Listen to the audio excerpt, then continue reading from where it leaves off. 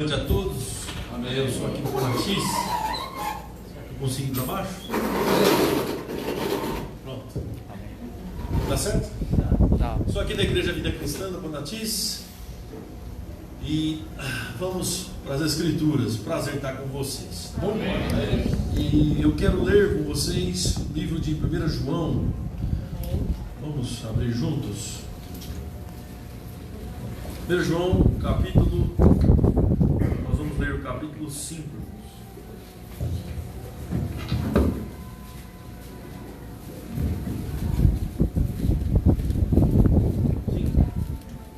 Você quer deixar embaixo?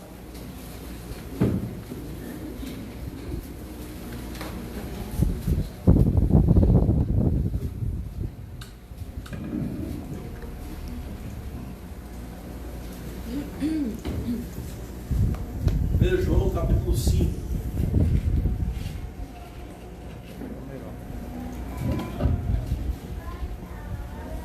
O versículo é o 13. 1 João 5, versículo 13. Diz assim: Estas coisas vos escrevi a fim de saberdes que tendes a vida eterna, a vós outros que credes em o nome do Filho de Deus. Só até aí, vamos orar juntos. Senhor nosso Deus, nosso Pai, toda a glória, toda a honra, todo louvor e toda a adoração sejam ao seu santo nome. Nos aproximamos diante de Ti com inteira certeza de fé, tendo o nosso coração purificado de uma má consciência e com uma fé que não é fingida, porque está apoiada nos méritos de Jesus, no sacrifício de Jesus, nas obras, na obra de Jesus. Graças, Pai, pela pregação e ensino hoje de noite, abrindo os nossos olhos espirituais e nos fazendo compreender a Sua palavra. Obrigado pela exposição das Escrituras. Graças te dou pela minha vida, poder falar o que o Senhor quer. E o Espírito de revelação e de sabedoria, Pai, manifestando-se aqui hoje de noite, em nome de Jesus. Os que creem comigo, digam amém. Amém. Bom, eu quero falar um pouco com vocês, irmãos, a respeito desse livro. Esse é um dos livros mais importantes de toda a Bíblia. É o livro de 1 João, e esse livro é uma carta geral que foi escrita pelo apóstolo João. Quando nós falamos uma carta geral, uma carta circular, nós estamos falando de uma carta que foi escrita para ser lida por todas as pessoas ali daquela região em que ele estava, e para ser lida pelas igrejas de uma forma geral. Amém. E essa carta de 1 João, ele escreveu alguns objetivos. Dentre esses objetivos, nós vamos estar passando alguns hoje para vocês.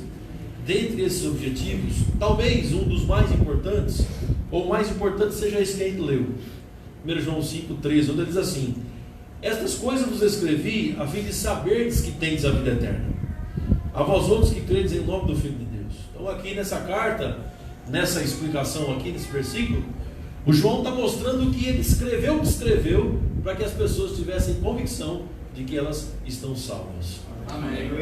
Que elas tivessem certeza. Então essa carta aqui, irmãos, é uma carta que gera certeza, não dúvida. Amém. Ela não gera dúvida nos corações, ela gera certeza nos corações. Esse é o objetivo do apóstolo João, para que as pessoas soubessem. E a minha pergunta inicial é a seguinte: por que é tão importante assim saber que nós estamos salvos? Saber que nós temos a vida eterna? Amém. É importante, irmãos, porque quando a gente sabe que é salvo, a gente usufrui dos benefícios de sermos salvos. Amém. Você pode ser salvo e não se aproveitar disso, se aproveitar da aliança que você tem com o Senhor, se aproveitar de tudo aquilo que a salvação te proporciona. A salvação nos proporciona muitas coisas. Participar da ceia, hoje nós vamos falar sobre isso também, na hora da ceia. Isso é a maior refeição que nós podemos participar da vida, é a ceia do Senhor. A ceia do Senhor é uma das coisas mais espetaculares que existe. Na ceia do Senhor nós estamos de fato participando de todos os benefícios de Cristo Jesus através de uma pregação visível. A ceia é uma pregação visível daquilo que Jesus Cristo fez por nós na cruz do Calvário. Tem duas pregações visíveis que Jesus fez por nós. Essas duas pregações são a ceia do Senhor e o batismo nas águas. Batismo nas águas, inclusive nós teremos um agora dia 15 de dezembro. Já vocês fiquem preparados, se alguém aqui ainda não é batizado nas águas, vou falar com o pastor Jânio. Dia 15 de dezembro teremos o batismo nas águas lá no Panatis. Todas as nossas igrejas estarão reunidas lá. O batismo nas águas no domingo de manhã. O batismo nas águas é uma pregação visível da obra de Cristo. Amém. No batismo nas águas você morre com o pecado, ressuscita para a glória de Deus. Aleluia. Ressuscita para Deus. É morte e ressurreição. A ceia do Senhor é uma pregação também visível. Você está participando de uma pregação. Não precisam palavras, nós estamos experimentando os benefícios da aliança que temos com Deus em Cristo Jesus. É uma pregação hoje de noite, só pelo fato de colocar o pão na boca e o suco de uva na boca, que representa o corpo de Cristo e o sangue de Jesus. Amém. Que foi entregue pela sua igreja abençoada. Então, irmãos, a carta de João, ela tem essa direção, esse objetivo, esse propósito: mostrar que estamos salvos para recebermos os benefícios dessa salvação. É muito bom saber que é salvo. Amém. Amém. Bom, quem é que escreve essa carta? Essa carta quem escreve é o João. João é um dos apóstolos de Jesus. Quando nós falamos de João, nós estamos falando de João, não Batista, mas nós estamos falando de João dos 12. Jesus tinha 12 apóstolos e depois ele teve 12 discípulos, ou 70 discípulos que ajudaram no seu ministério. Depois você vê Jesus trabalhando mais próximo com 12, que ele chama de apóstolos. Depois você vê Jesus Cristo dentre os 12, ele tem 4 ou 3 que estão próximos: Pedro, Tiago, João e André. Depois os 3 mais próximos, Pedro, Tiago e João. E no meio desses 12 apóstolos do Cordeiro, nós vemos o João. Era aquele que colocava a sua cabeça no peito de Jesus Cristo, reclinava a cabeça no peito de Jesus Cristo. Um apóstolo muito próximo. É o apóstolo que morreu mais velho.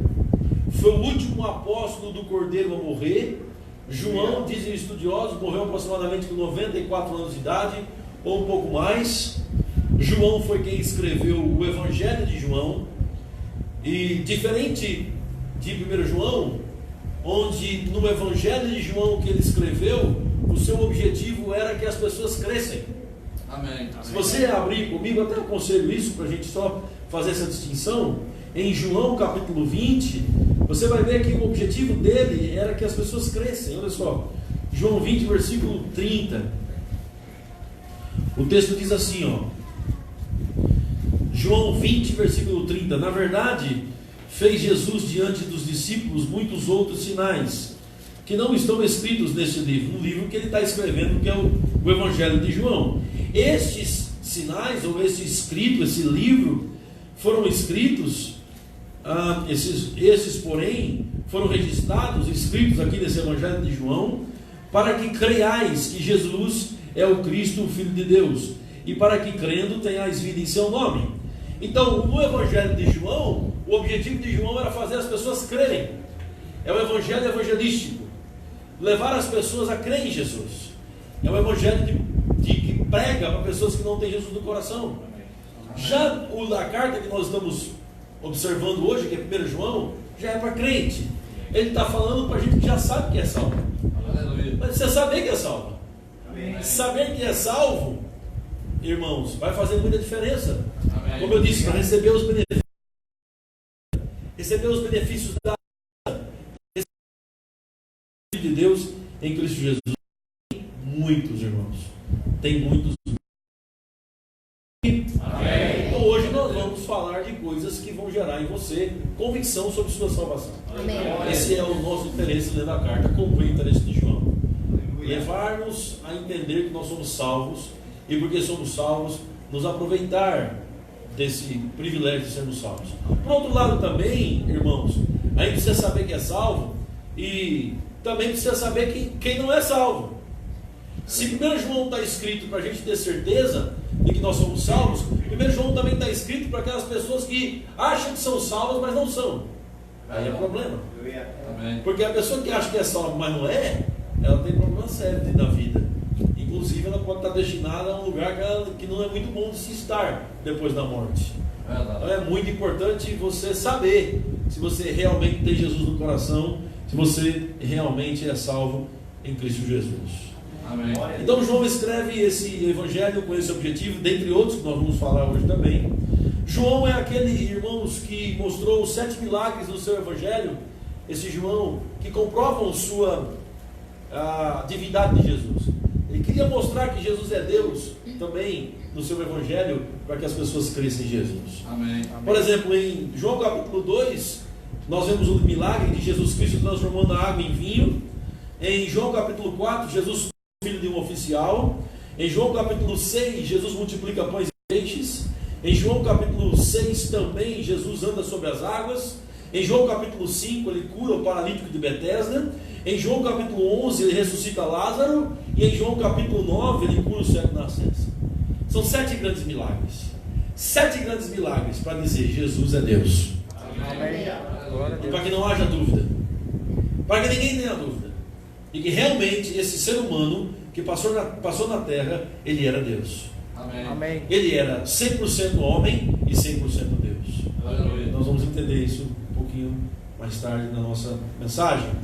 Então, os 7 grandes milagres João expôs. João é aquele que nesse evangelho ele fez algumas declarações poderosas. Por exemplo, é no evangelho de João onde Jesus diz: eu sou algumas coisas.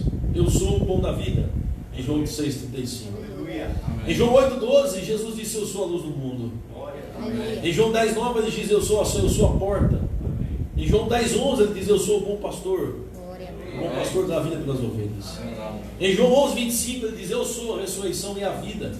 E em João 14,6 ele diz: eu sou o caminho, a verdade e a vida. Ele encerra em João 15,1 dizendo: eu sou a videira verdadeira. Amém? Meu pai é agricultor, mas eu sou a videira verdadeira e vocês os amos.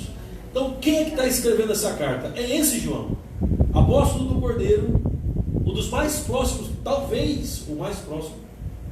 Escreveu o Evangelho de João, escreveu essa carta que nós estamos lendo, escreveu o Apocalipse, um dos livros maiores de Revelação. O último apóstolo, com certeza, a morrer, do Cordeiro. E para você ter ideia, dos 12 apóstolos que morreram, talvez o João foi o último, ou o único a não morrer com morte de mártir. Porque ele está preso na ilha de Patmos, mas ele não morre com a cabeça. Ele não morre crucificado de cabeça para baixo. Ele não morre com uma espada enfiada na sua barriga. Ele morre morte natural, de velho. Amém. Na ilha de Patmos. Aleluia. Esse é o João. Ele é filho de Zebedeu, ele é irmão de Tiago, ele é o discípulo amado. Ele é o único que subiu, irmãos, no monte da crucificação, que nós temos relatos. Jesus, ele vai ser crucificado e todos os discípulos não sobem, só João. Amém. João e Maria. É lá na crucificação, na cruz, que Jesus disse para João ficar com Maria. Então João que cuida por um período de Maria, e é a Maria que cuida de João. Então esse é o João que sobe na crucificação, que fica em frente a Jesus, onde Jesus está na cruz do Calvário. Nós não temos relatos dos outros discípulos ali. Esse João é o que foi testemunha da ressurreição. Esse João foi pastor durante muitos anos da igreja de Éfeso. Esse João, irmãos, é o que foi, como eu disse, na ilha de Patmos, é o que escreveu o Apocalipse e o Evangelho. Esse é o João que escreveu essa carta. Só estou apresentando para você saber quem é essa pessoa. Amém. Tá bom? Então, saber que é salvo, essencial. Saber que somos salvos, segurança da salvação. Quando nós temos segurança da salvação, irmãos, nós vivemos uma vida livre daquela condenação que diz assim: cometeu pecado, perdeu a salvação. Não. Quando você sabe que é salvo, que é o objetivo do João nessa carta, você não tem essas crises. Sim, você odeia o pecado e deve odiar. Inclusive eu vou mostrar 3 provas e 3 evidências de que você é salvo. Amém. Ao mesmo tempo 3 provas e 3 evidências que você não é salvo. Amém. Vamos mostrar. Porque quem é salvo tem essas evidências e quem não é salvo não tem. Não as tem. Nós vamos mostrar para vocês. Amém? Amém. Mas odiamos o pecado não suportamos o pecado é uma desgraça, o pecado continua afastando as pessoas do Senhor, mas o cristão, o que é salvo, ele sabe que quando peca, a vida não acabou. Amém. Ele sabe que quando peca, ele não perde a salvação. Amém. Então, o pecado não é um instrumento que nos faz perder a salvação. Estamos salvos. Amém. Saber que é salvo alivia você, te ajuda a entender que mesmo quando pecar, você tem um advogado diante de Deus, e esse advogado é Jesus Cristo. Que é justamente o que ele fala em João capítulo 2, versículo 1, onde ele diz: filhinhos, se alguém pecar, nós temos um advogado diante de Deus, o nome dele é Jesus Cristo. É muito bom ser salvo, é muito bom ter convicção da nossa salvação. Houve uma ponte, existe essa ponte, é Golden State, essa ponte. Essa ponte liga duas cidades importantes lá no estado da Califórnia, Estados Unidos. Alguns chamam de a ponte de São Francisco. E essa ponte, ela é muito alta. Ela tem, irmãos, quase 200, 300 metros de altura. Imagina só, as pessoas aqui na ponte Newton Navarro, na nossa cidade de Natal, muitas se jogam a 70, 65, 70 metros e morrem, querendo se suicidar, e morrem quando caem lá embaixo. Na ponte Golden State, lá nos Estados Unidos, irmãos, eles têm quase 300 metros de altura. Então, se aqui com 60, 70 morrem, imagina uma ponte, você cair numa ponte de quase 300 metros de altura, uma ponte muito alta. Eu estou falando dessa ponte, irmãos, para falar sobre a segurança da salvação, a certeza da salvação. Foi feito, quando essa ponte foi construída, ela começou a ter problemas. Na construção, muita gente estava caindo e morrendo. Muitos trabalhadores, construtores, pedreiros, arquitetos, engenheiros, estavam fazendo, e mais o pessoal da pesada, que estava fazendo a parte da frente da ponte, estava caindo. Muita gente morria quando caía nessa ponte. Claro, não tinha condição de sobreviver. E aí pararam com o processo de construção da ponte para resolver esse problema, que não dava para construir uma ponte às custas de centenas de mortes. Você vai construir uma ponte às custas de pessoas? Não dá. Levantou contra aquela construção e eles pararam. Inventaram a estratégia de, nas partes em que tinha homens construindo, eles colocaram redes embaixo. Então as pessoas construíam, quando caía na rede, e parou de morrer pessoas na ponte, porque a parte de baixo tinha redes de proteção. E eles continuaram construindo, e a ponte foi muito mais rápida. Inclusive, o tempo que eles levaram para construir a ponte foi muito acelerado depois que tinha a rede. E sabe uma coisa? Após a colocação das redes de proteção, as pessoas não caíam mais.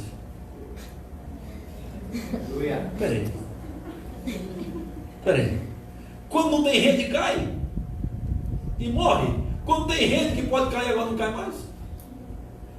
Os trabalhadores não caíam mais. Por que os trabalhadores não caíam mais?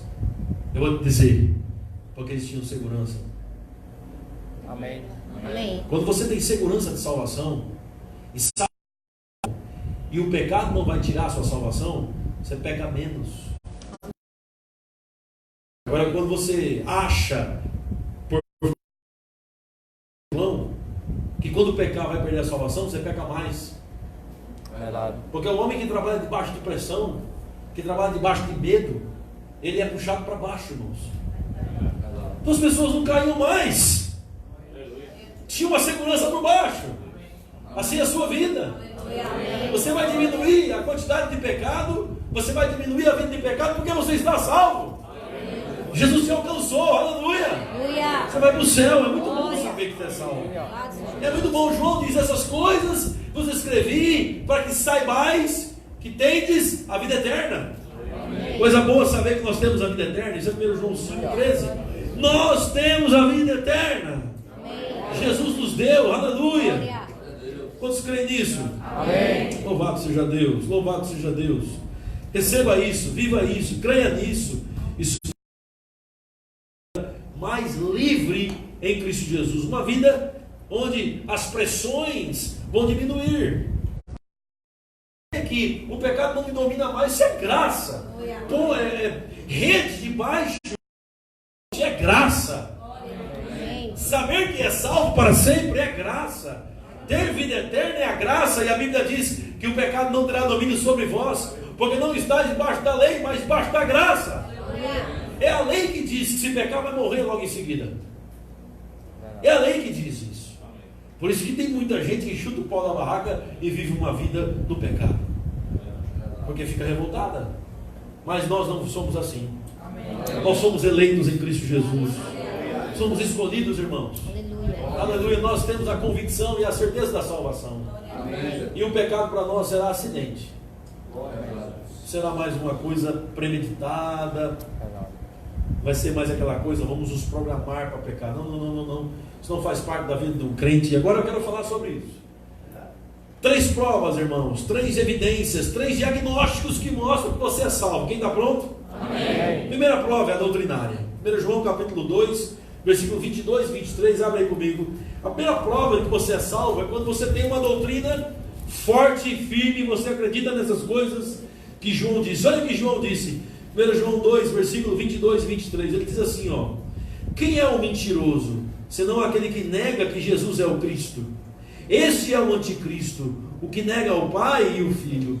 Todo aquele que nega o Filho, esse não tem o Pai. Aquele que confessa o Filho, tem igualmente o Pai. Então quem é o mentiroso? É o anticristo, que não acredita em Jesus. Então a primeira prova que você está salvo é a prova doutrinária. Você crê em Jesus Cristo. Quem crê em Jesus aqui? Amém. Essa é a prova de que você está salvo.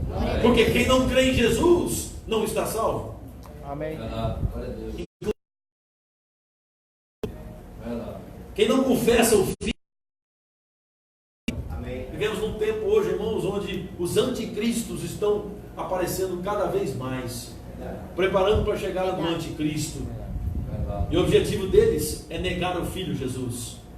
O objetivo deles é negar que Jesus Cristo é realmente Deus, que Jesus é realmente Filho de Deus, que Jesus é 100% Deus, 100% homem. Aleluia. Eles não creem em Jesus.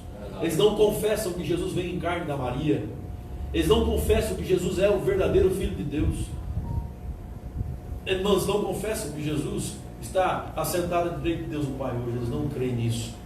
Quem crê nisso? Amém. Essa é a primeira evidência, está salvo. Glória a Deus. Primeira evidência é doutrinária. Segunda evidência que nós estamos salvos, irmãos, é a evidência relacional. É a prova relacional, são os nossos relacionamentos. Olha só, 1 João 4, versículo 20, dá uma olhadinha aí. 1 João capítulo 4, versículo 20. Essa é uma outra evidência, uma evidência de relacionamentos. 1 João 4, 20 diz assim, ó: se alguém disser amo a Deus e odiar a seu irmão, é mentiroso, pois aquele que não ama a seu irmão, a quem vê, não pode amar a Deus, a quem não vê. Então a segunda evidência de que você é salvo é a relacional. Amém. Se você odeia alguém, você não é salvo. Salvo não odeia pessoas. Salvo ama até inimigos. O texto é claro. E quanto mais os irmãos da igreja. Eu odeio a minha sogra. Então pode ser que você não seja salvo, porque um salvo não odeia a sogra. Entendem, irmãos? Então a outra prova é a prova de relacionamento. É o amor que está derramado no seu coração. Você ama o irmão, você ama as pessoas, e essa é a prova. Amém. Se odeia, mostra que não é salvo. Ódio no coração, falta de amor no coração, falta de compaixão das pessoas, falta de perdoar as pessoas. Isso demonstra que a pessoa não é salva.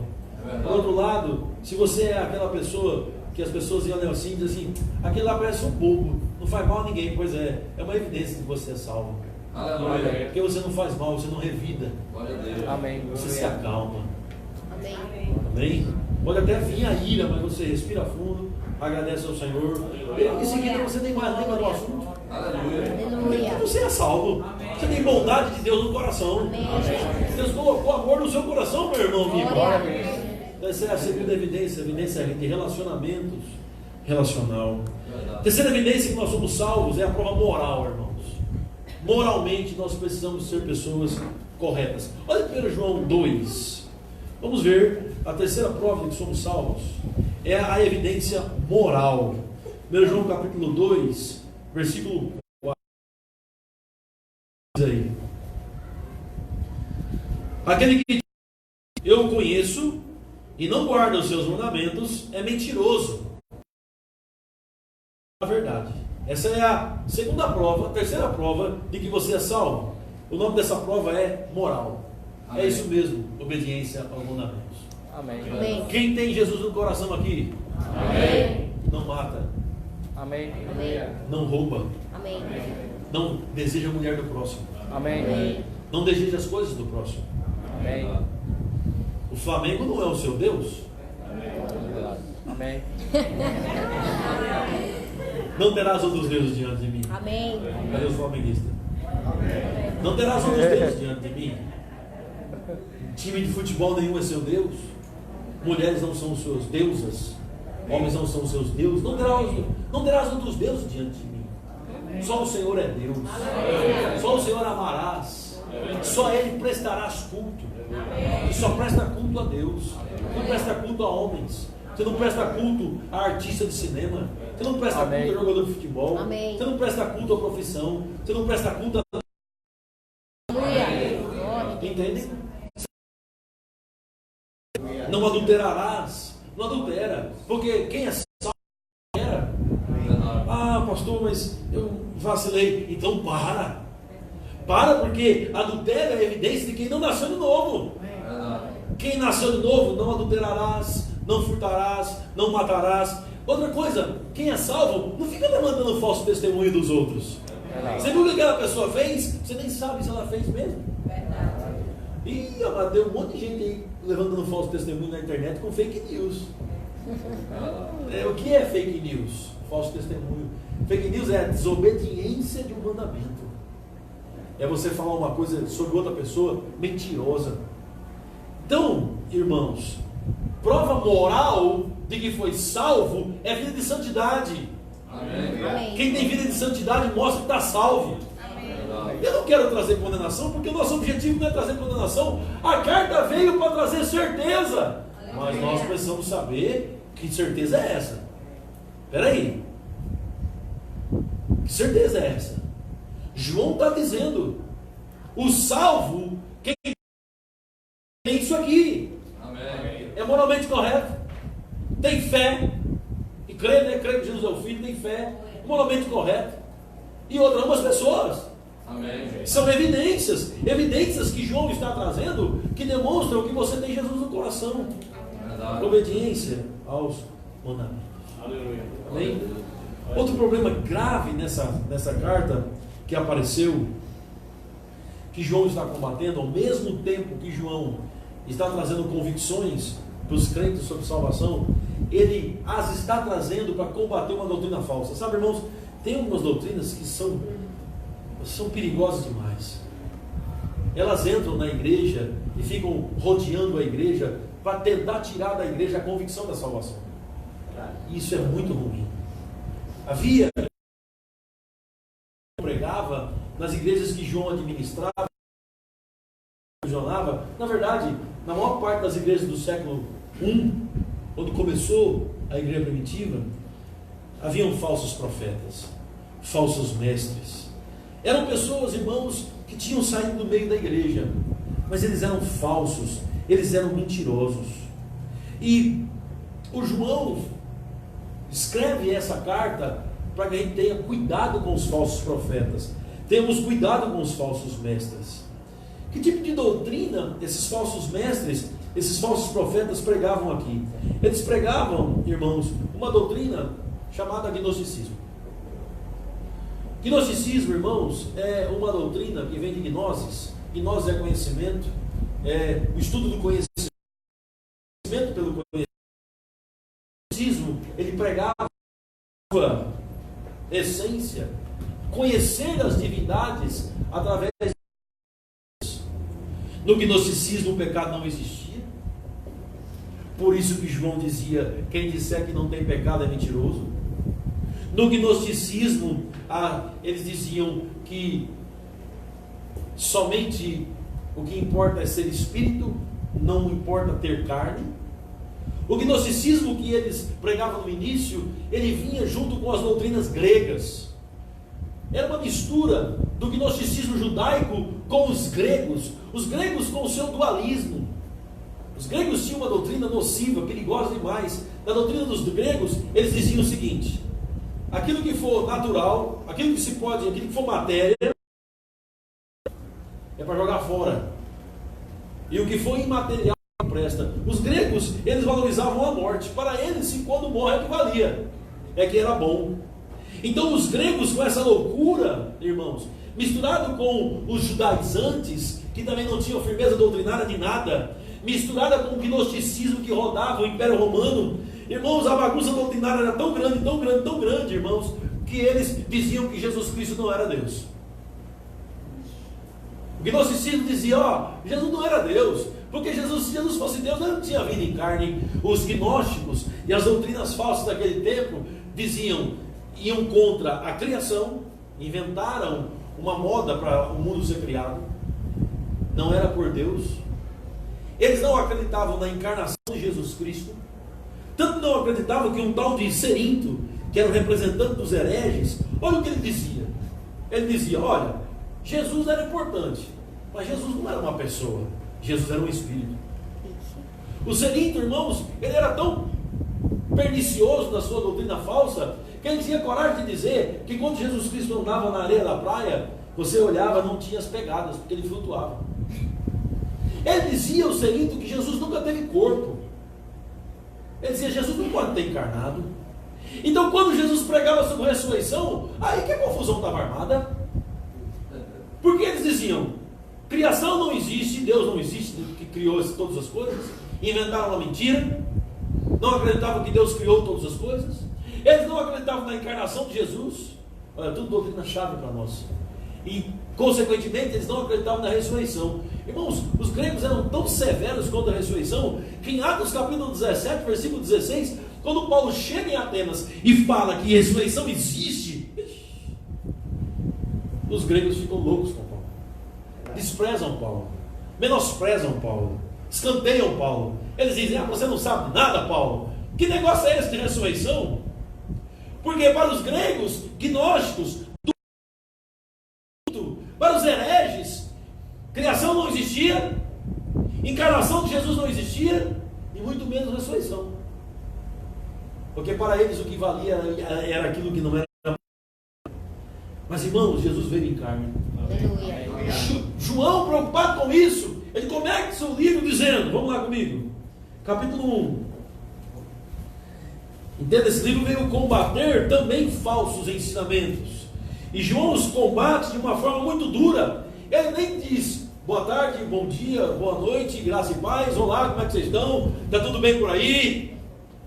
Estou escrevendo a carta para A, B, C, D, olá, tenho saudade de vocês. Não há introdução na carta, no que diz respeito a dizer, oi gente, quem está escrevendo é João, e eu estou escrevendo para vocês. E nem graça e paz ele dá. Ele vai logo na essência do problema. Ele vai logo dar uma machadada na raiz do problema.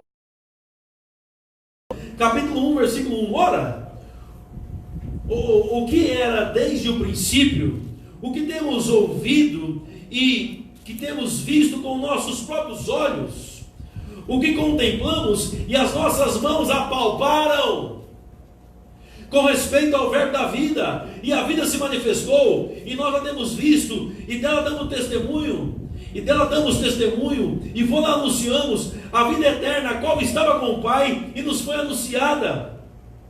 O que temos visto e ouvido, anunciamos, também a vós outros, para que vós igualmente mantenhais comunhão conosco. Ora, a nossa comunhão é com o Pai, com o Filho, seu Filho Jesus.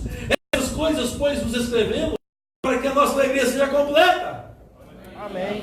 Não tem oi gente, como vai? Tudo bem? Graça e paz? Não. Ele pega o machado e no primeiro versículo, no início da mensagem, ele dá na raiz. Ele diz, ei, essa historinha de que Jesus não era homem é mentira. Eu toquei nele. Nós apalpamos o verbo da vida. nós apalpamos o Cordeiro de Deus. Eu toquei, eu vi, eu coloquei a mão nele, eu coloquei a cabeça no ombro de Jesus. Amém. Ele dá uma machadada na raiz. Ele começa dizendo: ele existiu e se fez carne. Aleluia. Nós o vimos, Glória a Deus. vimos com os olhos. Ele não era um espírito flutuando sobre a areia, como o Serinho está dizendo, como os gnósticos querem que a gente acredite. Ele era um ser humano que podia ser tocado. Amém. Amém. João diz: eu toquei, eu apalpei Jesus, Amém. eu apalpei a palavra de Deus. A palavra de Deus fez carne. Tão diferente. Ele está dando uma machadada na raiz. Se a raiz do problema é esse, então ele já está dizendo para que ele veio. Amém. Amém. É isso.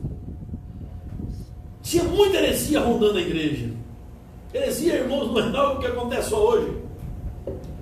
Heresia, irmãos, acontece todo o tempo. Verdade. É muita gente tentando pregar coisa errada, irmãos, e ensinando coisa errada no meio da igreja, ao redor da igreja. Verdade. Era muita doutrina distorcida. Jesus era espírito, sim, mas também Jesus tinha uma carne, irmãos. Jesus era Deus, sim, 100%, mas também ele era 100% homem. Amém. A encarnação de Jesus não fez Jesus menos Deus. E a ressurreição de Jesus e a ascensão de Jesus aos céus, hoje Jesus está sentado à direita de Deus o Pai, não faz de Jesus menos homem. Nem o fato de Jesus ter vindo à terra faz de Jesus menos Deus, e nem o fato de Jesus estar no céu faz de Jesus menos homem. Amém. Aleluia. Ele é homem e ele é Deus. Glória. Deus perfeito, homem perfeito. Amém. Os gregos não aceitavam isso. As pessoas que estavam pregando doutrina falsa não aceitavam isso. Eles rejeitavam essas verdades, zombavam de Paulo, e João vai e dá uma machadada na raiz. Por isso João dizia em 1 João 4,2: quem não crê que Jesus veio em carne, esse é um mentiroso. Olha só em 1 João 4,2. Veja se não é exatamente isso que ele está falando no em 1 João capítulo 1, versículo 1 a 4. É a mesma coisa, só com palavras diferentes. Olha só, 1 João 4,2. Os irmãos estão comigo? Amém. Amém.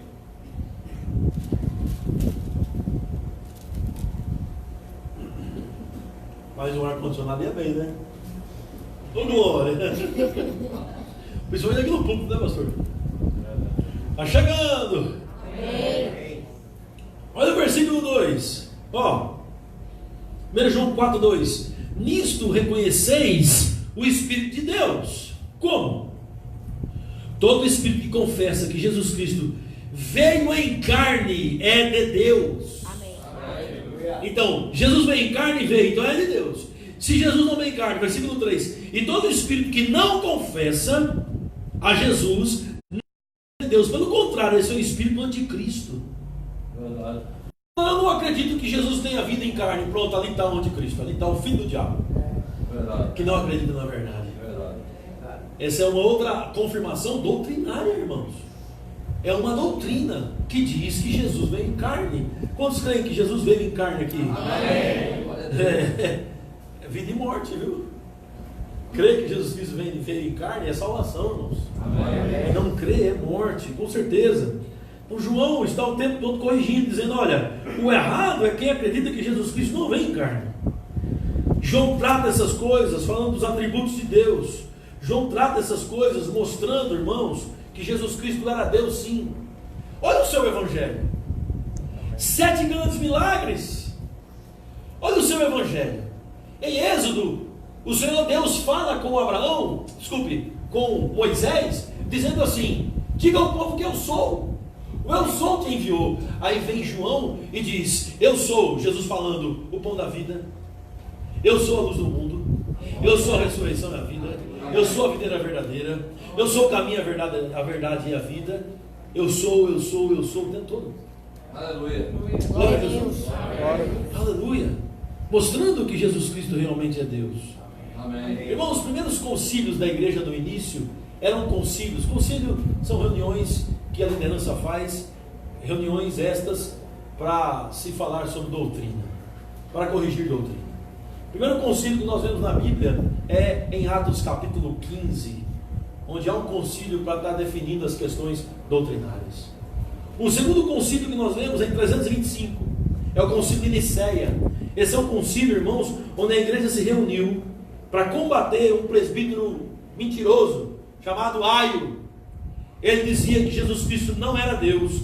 Aí Atanásio se levanta e defende e diz: Jesus verdadeiramente é Deus. Atanásio dizia: Jesus é Deus de Deus, Jesus é luz de luz, Jesus é co-igual a Deus, Jesus é co-eterno de Deus, Jesus é a consubstância de Deus, Jesus é Deus.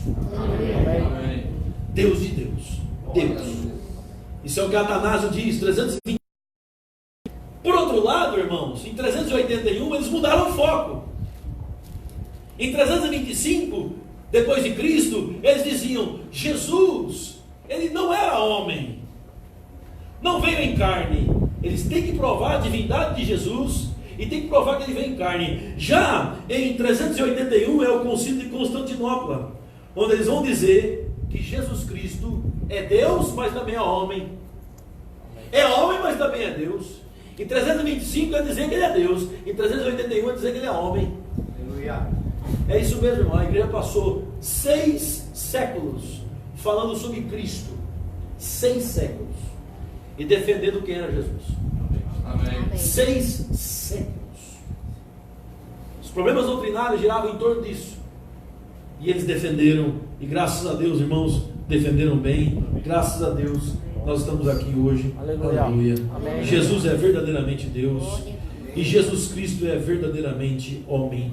Ele está assentado à direita de Deus o Pai, intercedendo por mim, intercedendo por você.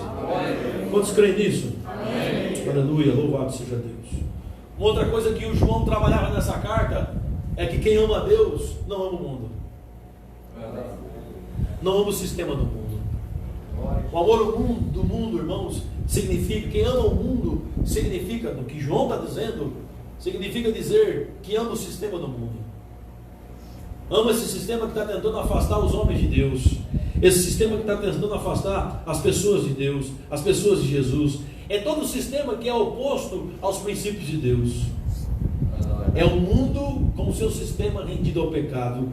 É um mundo que jaz no maligno. E João dizia: quem ama esse sistema não ama a Deus. E o amor do Pai não está nele. Por isso que ele diz: a concupiscência da carne, 1 João 2,15, 16, 17. A concupiscência dos olhos, a soberba da vida, não vem do Pai, mas vem do mundo. Verdade. Amém. Quem ama o mundo, o amor do Pai não está nele. Quem ama Deus aqui? Amém. Então não ama o mundo. A palavra mundo na Bíblia tem pelo menos uns 5 significados: mundo, cosmos, mundo, todas as pessoas, e mundo, sistema. Sistema diabólico que controla as pessoas. E João está dizendo: não ame esse sistema. Esse sistema não agrada a Deus. Então João vai contra esse sistema. Sabe, irmãos, isso é muito importante a gente ouvir hoje de noite. Amém.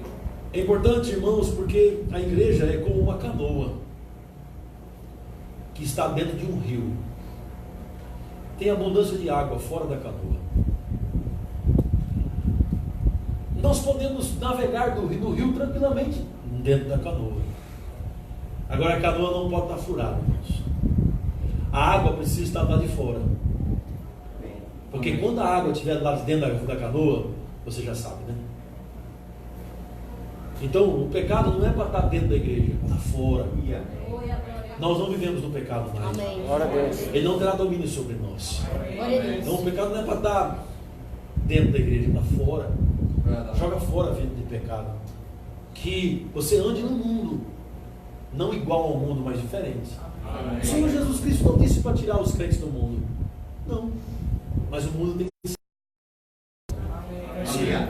Verdade. O mundo tem que sair do nosso coração. É a mesma coisa no Velho Testamento. Deus, com mão forte, tirou Israel do Egito. Entendem? Amém. Mas várias pessoas que saíram do Egito com a mão forte de Deus se arrependeram, porque tiveram saudade do cebola do Egito. O que significa? Deus os tirou do Egito, mas o Egito estava dentro do coração deles. Assim é o mundo. Não adianta você estar na igreja e o mundo está dentro do seu coração. Lança fora o mundo, irmão.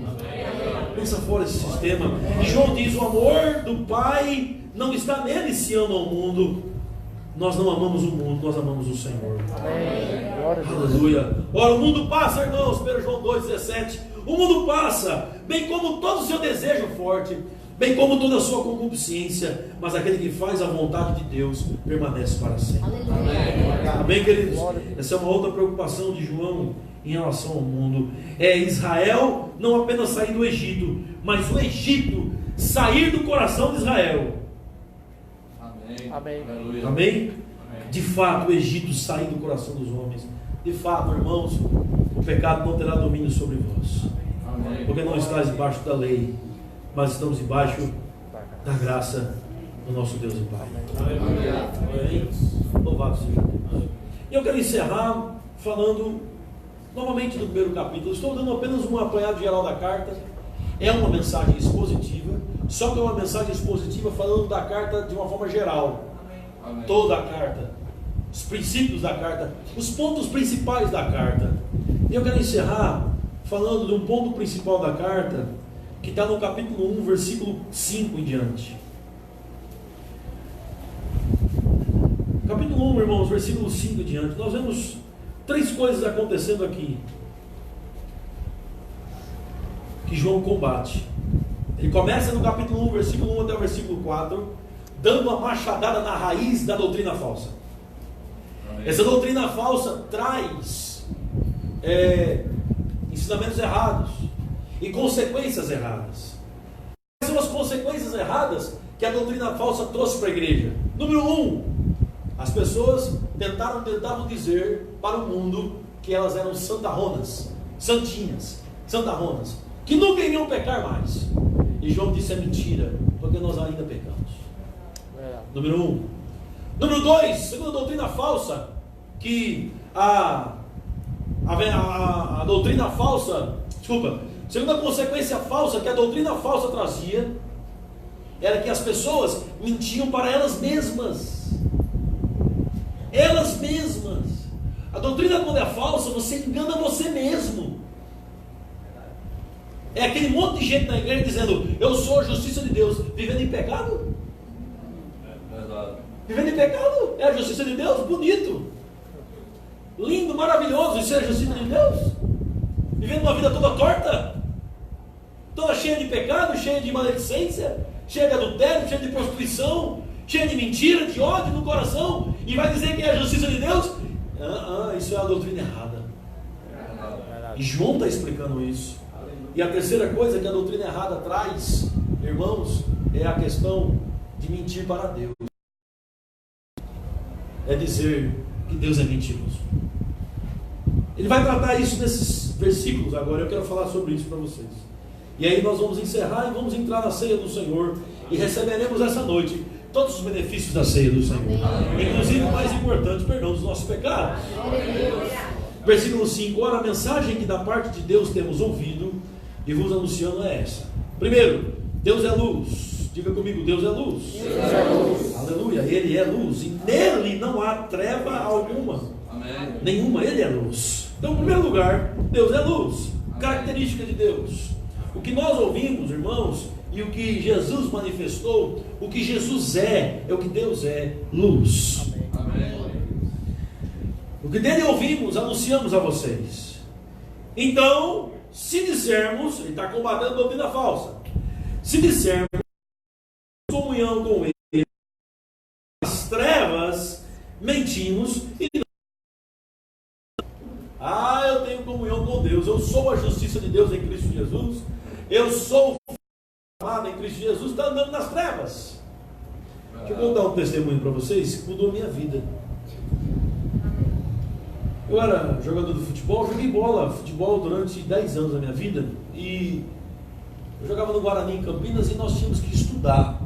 No tempo que eu jogava, nós tínhamos que estudar, até para você conseguir continuar jogando. Eu estudava num colégio chamado Vila Angelim, e as pessoas da minha sala e do colégio eram, na sua maior parte, amigos do futebol. Alguns moravam comigo na concentração no clube que eu jogava, que era o Guarani Futebol Clube da cidade de Campinas. Interessante que eu tinha uma vida dupla. Tinha novinho, 14 para 15 anos de idade, jovem, cheio de hormônios, cheio de coisas de jovens, paixões, né? Mas eu era crente. Tinha Jesus no meu coração. Amém. Só que vivia essa vida, sabe, uma vida que você vive uma vida errada lá fora e fica se esforçando e tentando empurrar com a barriga. Já estava começando a empurrar com a barriga desde novo, né? Aí aconteceu algo tremendo. Eu, na minha escola, eu não estudava. Quando você não estuda, para passar de ano você tem que colar. Sabe o que é colar? Amém. Eu colava muito na escola. E não passava de ano, ficava sendo de recuperação e tinha que finalmente estudar, porque na recuperação você tinha 3 pessoas na sala de aula vigiando você, não dava para colar, né? Colava muito, irmãos. E aí, na sala de aula, até que chegou um dia, os colegas estavam vendo eu colar. Só que eu tinha um grupo de atletas de Cristo no Guarani, onde eu morava. Eu pregava o evangelho lá, eu fazia as reuniões, era eu que administrava já com 15 anos. Pregava a palavra. Aí o que acontece? Um dia, uma pessoa lá na sala me viu colando, me chamou no canto e disse: bonito você, né? Que crente você é? Aí falou um palavrão feio, apontou o dedo na minha cara. Ele era do mundo, esse cara. Apontou o dedo na minha cara e disse: uma vergonha, você é crente nada. Lá no clube você fica pregando esse negócio de Jesus para nós, mas aqui, olha o que você faz, que vergonha. Ô irmãos, aquilo mudou minha vida. Por isso que de vez em quando mensagens no púlpito tem que ter o elemento do confronto. Eu sei, irmãos, que aqui e lá a gente só quer ouvir coisa boa, né? E aí quer vir para a igreja e sair melhor do que chegou. Sim, mas o que é sair melhor do que chegou? É você entrar em pecado e sair sem pecado. Amém. Eu digo de vida. Amém. Você sair melhor, sair de entrar triste e sair feliz. De vez em quando entrar cheio de alegria, porque está triste de arrependimento. É sair da melhor maneira possível. Amém. Verdade. Nem sempre, irmão, você vai sair do culto completamente sorridente. Feliz da vida. Verdade. Algumas vezes você vai sair de um culto muito. Isso como? Eu não aceito isso! Pois aceite, porque a Bíblia diz que existe uma tristeza segundo Deus. Verdade. Amém. Algumas vezes, irmãos, do púlpito, nós precisamos confrontar vocês. Nós somos confrontados, nós confrontamos. Existe elemento de confronto na mensagem. Verdade. E o que é esse elemento de confronto? É um elemento que diz assim: mude de vida, irmão. Amém. Mude de vida, irmã. Amém. Compreendem? Amém. Aquele rapaz não tinha Jesus no coração. Falou aquilo para mim, a minha vida foi transformada. Eu nunca mais peguei um papel, mais nada para colar na minha história, em toda a minha vida, nunca mais. Eu estava fazendo a 8ª série naquele tempo, indo para o primeiro ano do ensino médio. Naquele tempo era até a 8ª série. Eu lembro como se fosse hoje. Eu disse: a partir de hoje eu me arrependo dos meus pecados. E realmente é uma vergonha que eu estou fazendo. Muitas vezes, irmãos, nós somos confrontados para chegar à seguinte conclusão: realmente é uma vergonha como eu estou vivendo. Verdade. Amém. Realmente. E eu saí dali transformado com aquele jovem. Aquele cara nem Jesus tinha no coração, mas Deus usa até uma mula. Verdade. Usa jumento. Não usa. Ele usa mula, jumento para falar com o profeta. Verdade. Não é? Ele usa quem ele Amém. quiser. Ele fala do jeito que ele quiser. Sansão, com uma queijada de jumento, destruiu, parece que 1000 homens, né? Imagina com o jumento todo. Não é? O que Deus não pode fazer? Se com a queixada de um jumento Deus transforma as coisas, imagina com o jumento todo. Porque muitas vezes a gente se comporta como um jumento, né? Fica parado. Para de pecar! E você continua insistindo. Para de viver essa vida! E você continua insistindo. Não pode. Amém. Entende? Então, existe um pouco desse elemento de confronto, tá certo? Não fique bravo não, tá? Quando você passar num culto, você tem um pouco desse elemento de confronto, porque o faz necessário. Glória a Deus. Minha vida foi transformada, nunca mais colei, irmãos. na minha vida. Amém. Ali, num confronto de um ímpio que não tem aliança com Deus, Amém. e disse: você é crente em nada. Ele disse: pois agora eu sou. Agora eu sou um filho de Deus em Cristo Jesus. Entendem? Amém. Eu tentava mostrar uma coisa que eu não era, e o Senhor corrigiu. Amém. É o que ele está dizendo aqui. Primeira coisa, no versículo 6 ao 10, primeira coisa que acontece é a gente tentar enganar os outros, Verdade. dizendo que nós somos santinhos, e não vivendo uma vida de santidade, não vivendo uma vida correta, e vivendo uma vida de aparência. Não é assim. Verdade. Quando a doutrina é falsa, irmão, e nós estamos andando nisso, nós passamos para a segunda etapa. A segunda etapa é tentar enganar nós mesmos, e nós nos enganamos. Olha só o versículo 7. Versículo 6: se dissermos que mantemos comunhão com Ele e andarmos nas trevas, mentimos e não praticamos a verdade. Se porém andarmos na luz, como Ele está na luz, mantemos comunhão uns com os outros. E o sangue de Jesus, seu Filho, nos purifica de todo pecado. Foi o que aconteceu comigo. Quando eu fui confrontado, eu comecei a andar na luz. Comecei a andar na luz, e então o sangue de Jesus me purifica de todo pecado. Amém. Versículo 8: se dissermos que não temos nenhum pecado, a nós mesmos nos enganamos, e a verdade não está em nós. Olha o que a doutrina do gnosticismo faz. Quanto tempo nós passamos, irmãos, dizendo que a gente não tinha pecado nenhum, no absurdo de dizer que a nossa carne era uma carne santa e que não tinha pecado na carne. Meus irmãos, escuta uma coisa: quando nós entregamos o coração a Jesus, nós somos recriados, nós somos livres do poder e da condenação do pecado. Amém. O processo de santidade nos faz livres da influência do pecado. Agora escute uma coisa: só a redenção do nosso corpo, só quando recebemos um corpo glorificado, que nós seremos livres da presença do pecado. Eu engano achar que você está livre da presença do pecado. Eu engano, então ande em humildade. Amém. Eu engano, é o que o Senhor está falando aqui através de João. Se dissermos que não temos pecado nenhum, o que é que nós estamos fazendo? Mentindo. Hã? Mentindo. Estamos enganando a nós mesmos. O texto é claro, olha só. Se porém andar, aqui versículo 8, se dissermos que não temos pecado nenhum, quem é que nós enganamos? Nós mesmos. Está colocando aí para eles, irmão, versículo 8. Se dissermos que não temos pecado nenhum, enganamos a quem? A nós mesmos. A nós mesmos. No gnosticismo, como eles dizem que não existe pecado, eles enganam a eles mesmos. Como resolvemos isso? Já já eu vou dizer. E terceiro ponto, versículo 10. Se dissermos que não temos cometido pecado, fazemos Deus de mentiroso, e a sua palavra não está em nós. Terceira coisa é você tentar enganar Deus. Tenta enganar os outros, tenta enganar a si mesmo, e em terceiro lugar, tenta enganar quem? Deus. E eu vou dizer a você, não dá para enganar nenhum dos três. Talvez só você mesmo. Porque os outros estão na cara quando você anda errado, está todo mundo vendo.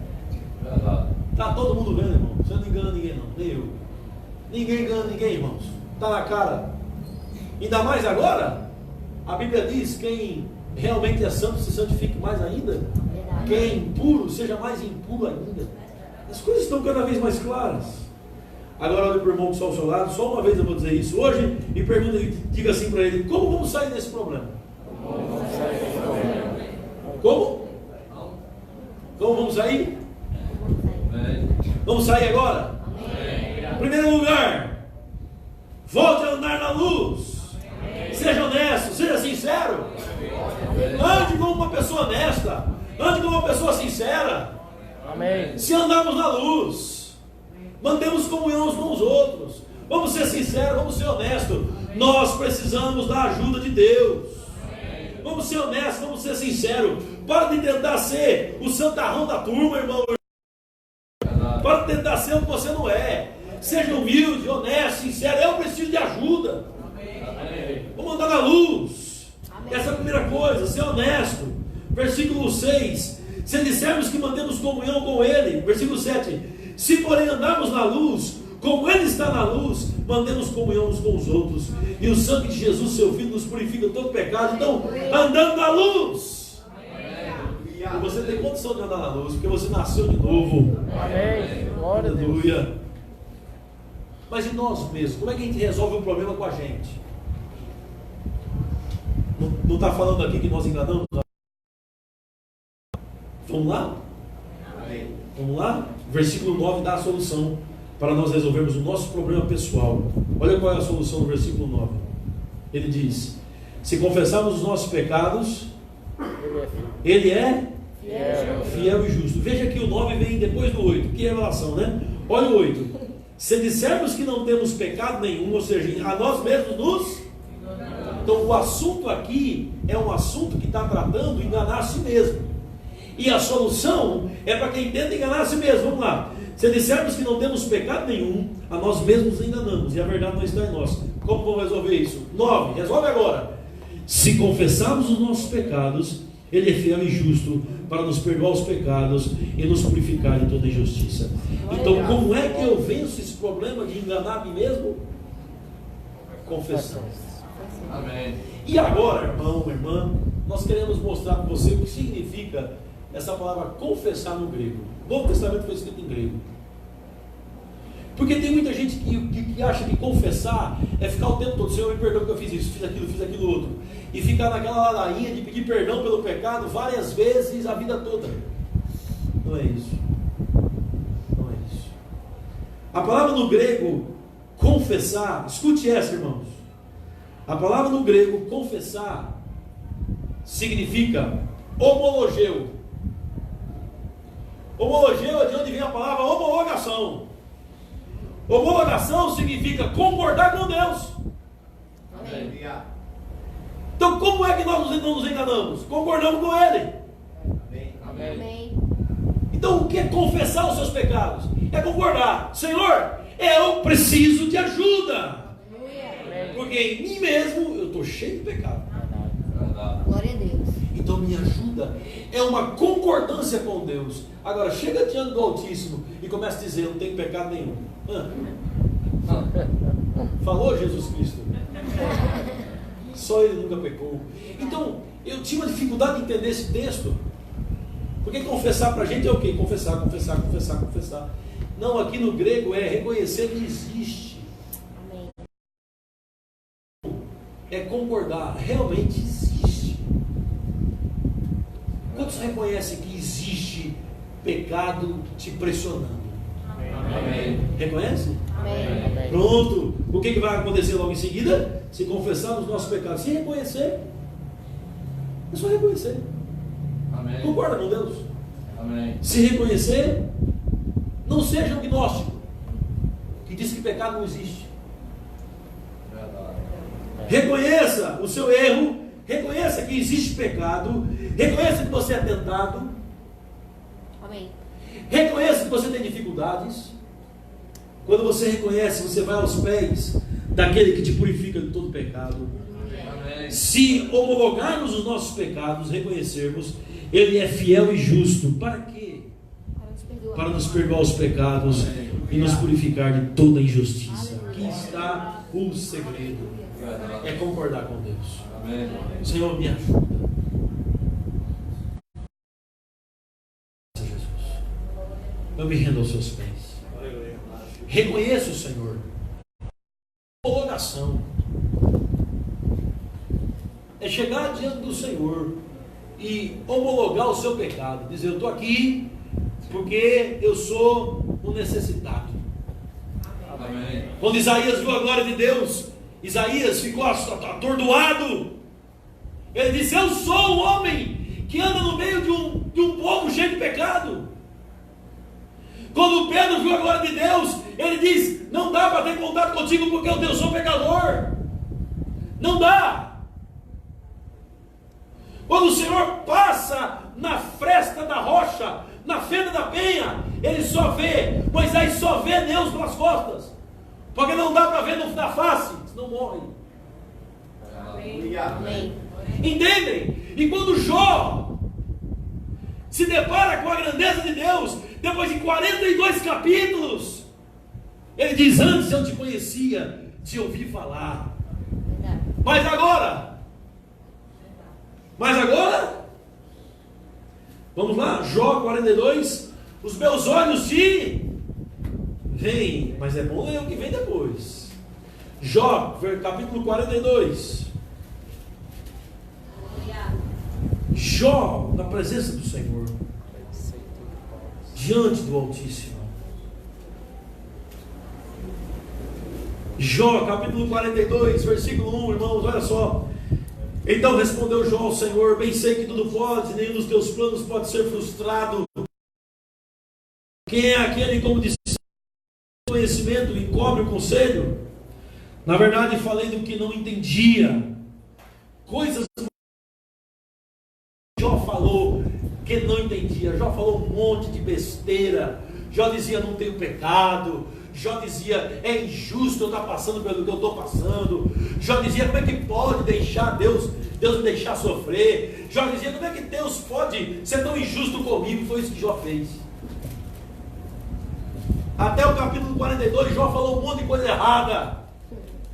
Até que Deus teve uma conversinha com ele e mostrou para Jó que ele não é nada sem Deus. Amém. E o que é a nossa história, senão esta? Verdade. Não somos nada sem Ele. Amém. Ele é tudo em todos. Glória. Na verdade, eu falei que não, do que não conhecia, não entendia. Por que falou então? Que era arrogante, prepotente, soberbo, que fica falando coisas que não sabe. Esse era Jó. Coisas maravilhosas demais para mim, e era mesmo. Coisas que eu não conhecia mesmo, Jó. Escuta-me, pois.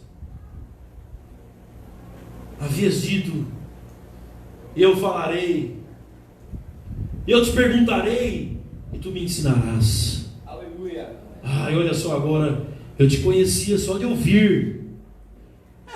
Eu conheço o Deus dos crentes, o Deus da vida cristã. Eu vou na igreja no final de semana.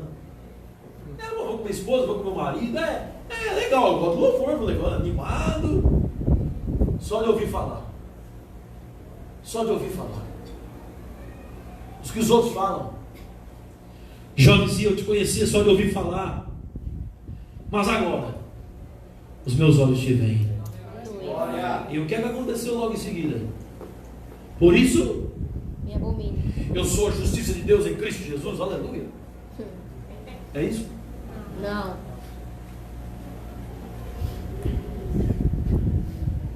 Eu não sou como esses pecadores publicanos, gentios. Eu nasci judeu. É isso? Foi isso que Jó disse? Não. Que Jó disse? Me abomino. Por isso, porque agora eu te vejo, porque agora eu entendi, como Isaías, como Pedro, como Abraão, como Paulo. Paulo caiu, irmãos. 3 dias sem ver. Enxergava um palmo na frente, 3 dias. Aleluia. Isso me abomino e me arrependo no pó e na cinza. Amém. Glória a Deus. Isso é concordar com Deus. Amém. Isso é concordar com Deus. Homologação de pecado é isso aqui. O João Calvino, não, Martinho Lutero, que colocou as suas teses, 95 teses, nas portas da igreja do castelo de Wittenberg, na Alemanha. Ele escreve 95 teses e as crava lá. São 95 teses combatendo a mentira católica que tinha se estabelecido. A primeira grande tese de Martinho Lutero é a igreja viver diariamente em constante arrependimento. Amém. Amém. Essa é a primeira tese. A primeira. Não se arrepende diariamente. É uma igreja que não conhece Deus ainda. Verdade. Essa é a igreja que conhece o Senhor, que diariamente homologa o seu pecado, reconhece sua fraqueza, como o apóstolo Paulo disse: Quando ele entendeu a graça de Deus, ele homologou. Ele diz, então quando eu sou fraco, aí é que eu sou forte. Amém. Onde abundou o pecado, irmãos? Superabundou a graça. Sim, eu quero perguntar, a minha pergunta é onde? Você deu a resposta no versículo, né? Eu vou chegar na resposta. Eu quero saber onde é que abundou o pecado. Onde? Na sua vida. Em você. Em mim abundou o pecado. Em você abundou o pecado. Então onde abundou o pecado? Super. Aleluia. Super. Abundou A graça. a graça de Deus. Glória a Deus. Aleluia. Graça abunda, ou melhor, superabunda em gente que homologa seu pecado. Verdade. Amém. Em gente que reconhece. Glória a Deus. Agora, gente que bate no peito vai sofrer desnecessariamente. Essa não é a vontade de Deus. Aleluia. Amém, irmãos? Amém. Amém. Glória a Deus. Quantos têm certeza que estão salvos aqui? Amém. Aleluia. Vamos orar. Pai de toda graça, louvado, exaltado, glorificado, engrandecido seja o seu santo nome. Nessa noite, Pai, no momento tão precioso da ceia, nós nos aproximamos, Pai, com inteira certeza de fé, porque nós estamos baseados exclusivamente nos méritos de outros, nos méritos do seu Filho Jesus Cristo, em quem nós reconhecemos, o qual nós reconhecemos que vem em carne, o qual nós reconhecemos que é Deus. Nos aproximamos por causa de Jesus, pelos méritos de Jesus, não a nós, Senhor, não a nós, Senhor, mas a teu nome na glória. Glória. Não em nossa própria habilidade, Pai. Oh, Senhor, não em nosso próprio desempenho, mas por causa de Jesus Cristo. Eu quero convidar os irmãos, são diáconos, pessoas que vão servir a ceia, nesse mesmo espírito, feche seus olhos, permaneça sentado, daqui a pouco você vai ficar em pé. Quero pedir para os diáconos se prepararem aqui, para a gente agradecer o Senhor por esse momento tão sublime. A ceia do Senhor é uma pregação visível de que os nossos pecados foram perdoados, de que Deus levou sobre si todos os nossos pecados em Cristo Jesus. Os diáconos podem aguardar aqui na frente, por gentileza. Feche seus olhos, fica diante do Senhor. Homologa seu pecado diante de Deus. Confesse. Reconheça que você precisa dele, irmão, irmã. Sem a graça do Senhor nós não somos absolutamente nada, irmãos. Com ele, irmãos, nós podemos seguir adiante. Se o pecado abundou em nossa carne, em nossa vida, a graça pode superabundar, irmãos. Superabundar em nossa história, superabundar em nossas vidas, o favor imerecido de Deus. Se você tem Jesus no coração, você é chamado a participar desse momento tão sublime, a ceia do Senhor. Todos que têm Jesus no coração, que têm aliança com Deus, podem participar da ceia. Agora escute. Se em você não há nenhuma disposição em parar de pecar, não participe. Se em você não há nenhuma disposição, você não está querendo mudar de vida, isso aqui não é para você. A ceia do Senhor é para aqueles que nasceram de novo e querem viver uma vida de santidade diante do Senhor, na própria força que Ele supre, que reconhecem que precisam da graça do Senhor, querem viver uma vida correta nessa terra. Hoje, em nome de Jesus Cristo, você é chamado a isso, a viver uma vida que exalte e glorifique ao Senhor. Glorifique o Senhor. Então você que vai participar da ceia, como diz o apóstolo Paulo, examine-se o homem a si mesmo, então coma do pão e beba do cálice. Amém. É isso que foi isso que o Jó fez. Quando ele examinou a si mesmo, ele descobriu. Examine a si mesmo, irmão e irmã, e então participe do pão e beba do cálice. Você que está examinando a si mesmo e reconhece essas verdades, quer participar da ceia do Senhor, Fica de pé no nome de Jesus Cristo. Fica em pé no nome de Jesus Cristo. Para nós participarmos do Os diáconos vão distribuir o pão e o cálice. Você pega o pão e o cálice e aguarda. Nós vamos orar logo em seguida no nome de Jesus Cristo. Podem ir, diáconos. Pega o pão, pega o cálice e aguarda. Nós vamos participar desse momento tão sublime, de tanta graça, de tanta glória, na presença do Senhor. Obrigado, meu Pai. Obrigado. Aleluia. Obrigado, querido Deus. Louvado.